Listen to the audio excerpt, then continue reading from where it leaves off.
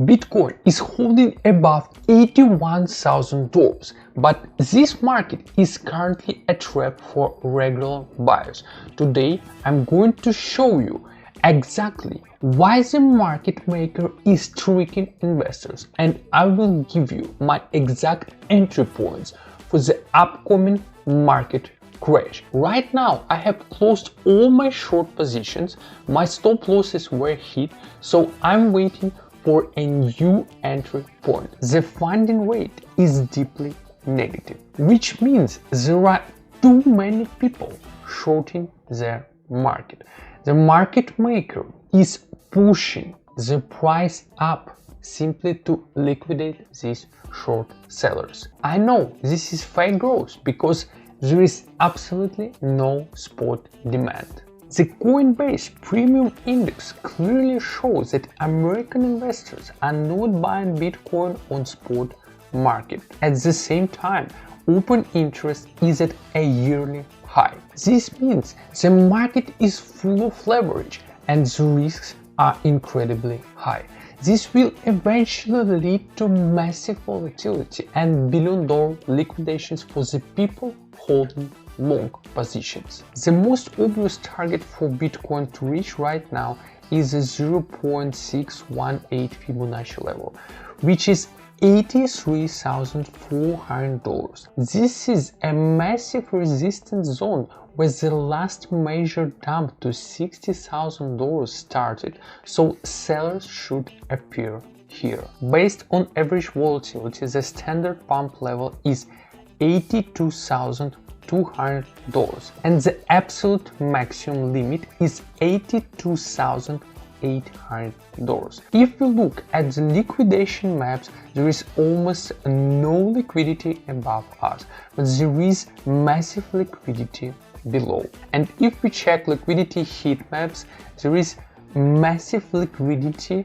specifically at the $77,000 level. Bitcoin dominance is also rising rapidly, meaning altcoins are mostly bleeding. Now let's look at the altcoin market, starting with Dash. Dash grew slightly because of ZCASH, but it is a very complicated and dangerous tool.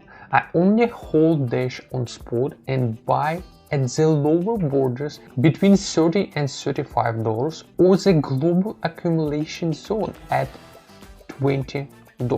ZCASH showed massive growth, jumping 170% and adding $527 to its value. I'm not buying it now, but I'm watching the $560 level to open a short, or potentially the $614 imbalance zone. CHAINLINK is a fundamental coin that is currently in a sideways trend. It only grew 36% from the absolute bottom, which is very weak. I'm holding my spot position and waiting for the major resistance zone between $11.8 and $12 to take profits and open shorts. Finally, Coin is pumping above $2 because of positive news from Durov regarding lower fees. It is heading towards a resistance zone at $2.4, but be careful because growth based on news is dangerous and the upside is limited. Moving over to traditional markets, the S&P 500 index continues its crazy growth and is updating historical highs without stopping. The market is overheated and I'm holding a small short position while waiting for a real reversal pattern. Brent oil dropped to $105, but I'm still holding my long positions. The chart shows equal highs,